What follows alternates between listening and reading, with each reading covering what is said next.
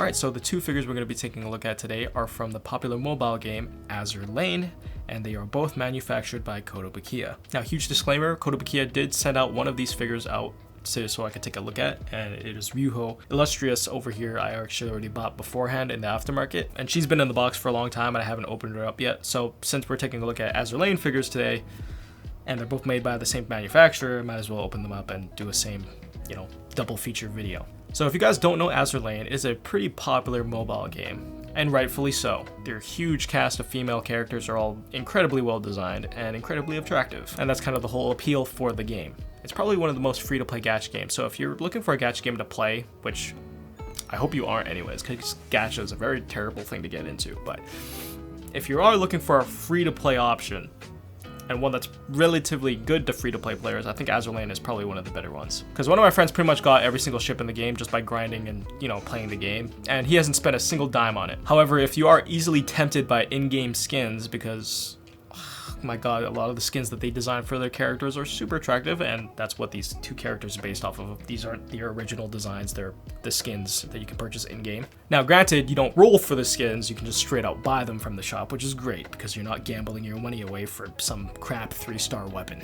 Enough about the gacha talk, let's talk about the figures. Alright, so Ryuho and Illustrious. Now I don't know who designed Illustrious, but good job by the way.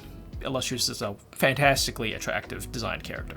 But Ryuho, I know, is designed by Tony Taka. You guys have probably seen one of his, artworks flying around on the internet, probably. And if you're familiar with the Shining series, he's the artist for that series, so yeah. Alright, so let's start off with the unboxing experience. Now, both of the boxes are slim in profile, right? So if you're a person that is concerned with space, don't be, because these things do not take up a lot of space. But then again, if you are a person that is concerned with space, you're probably not collecting figures in the first place. And even if you were, you're probably the type of person to throw away your boxes, so this wouldn't really matter. But if you're a person like me that keeps every single figure box, then you'll be glad to know these are not huge. These are modest in size. Design language for both of the boxes are similar as well. You just got photos of the figure on the side and the back.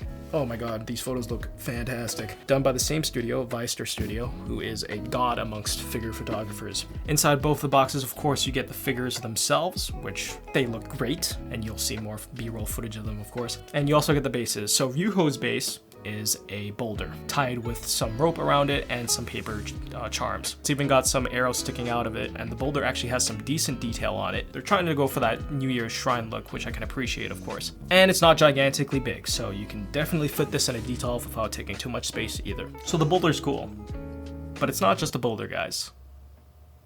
It's a rock. Now for Illustrious, her base is legitimately just the chair, which is a white plastic garden chair. A little bit boring, but gets the job done, and it fits the figure well. So it fits the theme, doesn't take up a lot of space. It's good to me. So for accessories, in Ryuho's box, you get a end piece of an arrow that you will put onto one of the ones sticking inside the base. You get a signboard, and you also get a mini hair ornament, which I actually didn't realize it was in the box the first time around. I actually almost put the blister packaging back in the box before figuring out that I actually needed the hair ornament. So yeah, I almost missed it, but it's there. And you also get some Decal Talismans. Accessories for Illustrious, you get a teacup, a plate, and the runway. I don't know if that's what it's called, but it practically is a runway, so that's what I'm gonna call it. Nice and blue, and it's also got the teapot on it, so.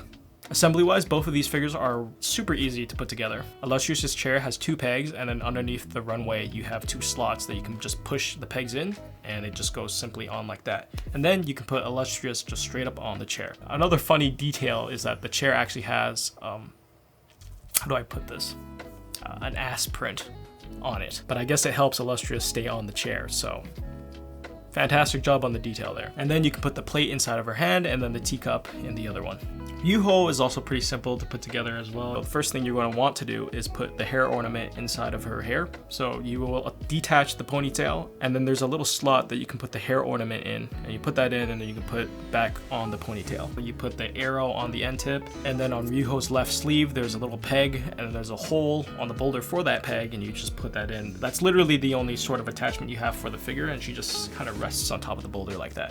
And then you can put the signboard in her right hand, and then that's pretty much it. But before you put the figure onto the base, you do have to consider the Decal Talismans that you got. There's about 20 of them, and you have to apply them yourself. Now, personally, I probably would have preferred them to just be on the figure already, but it's nice they give you the option to just put it on however you want it. Or maybe if you didn't want any talismans, you don't have to put them on at all. But yeah, they do give you 20 of them. It's a little bit time consuming. I was following the instructions to how the instructions laid out the talismans at first, and then halfway through I was just like, screw it, I'll just put it wherever I want. So the only problem I kind of see happening here is that the stickers themselves are kind of peeling off on the edges, but the main portion is still tacked on because of the rock and how jagged it is.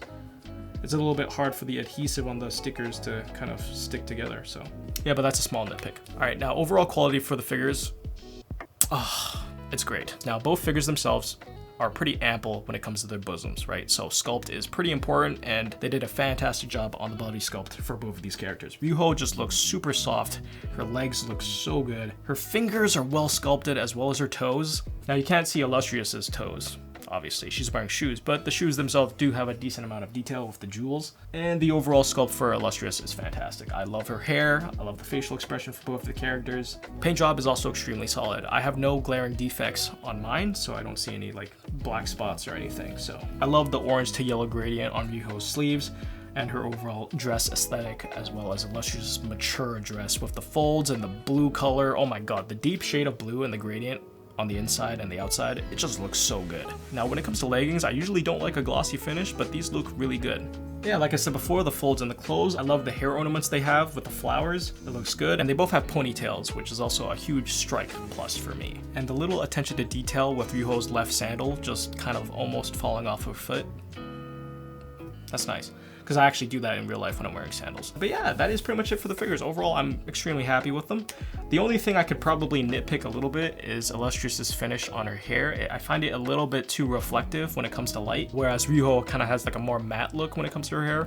I would have preferred that on Illustrious, but because she kind of has like a really reflective finish on her hair. So for any Azur Lane fans for these characters, I would recommend picking them up. Now the price points for these, I picked up Illustrious, like I said before, for about 18,000 yen off of like Mercari.